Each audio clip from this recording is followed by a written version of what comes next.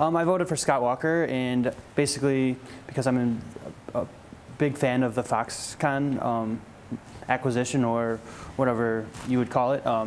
I heard that some of the Democratic nominees would have tried to shoot it down, and so that was a big deal in my vote. And I just like how in previous years Scott Walker has balanced the budget.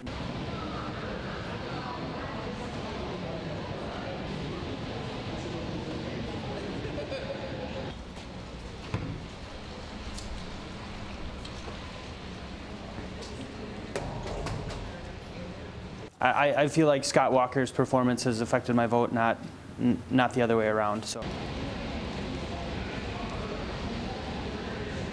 I voted for Tony Evers because I kind of don't like where Scott Walker's been going and taking things. I don't like the Foxconn deal, so I kind of want money to go back into the schools. Okay. Appreciate it. Go extra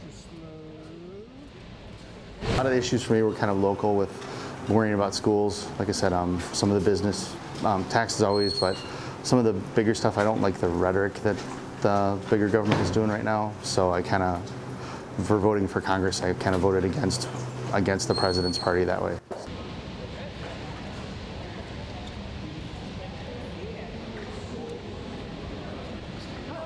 Well, I would consider myself a conservative, not really a big fan of Trump, but so I would say it kind of pushed me away maybe more from the Republican Party than I normally would.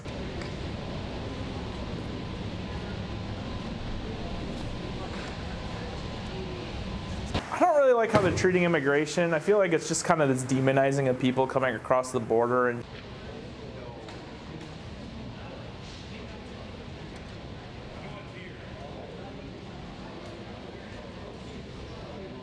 I voted for Tony Evers for governor because I've worked with him throughout my time as being an educator, and I like a lot of the things that he stands for. So I think he'd be a good choice. And I just think kind of for our state, I think education, of course, is big for me. How are we going to continue to improve our schools, improve the experience of all our kids? Of course, it played a little factor in there. I mean, just maybe not hearing a lot about the education and how we're going to change our schools, you know, all across the country. I follow it, but I kind of don't follow it. I just think it's a choice that people made, and we, as a country, got to live with it. And if we want change, then we got to get out and vote.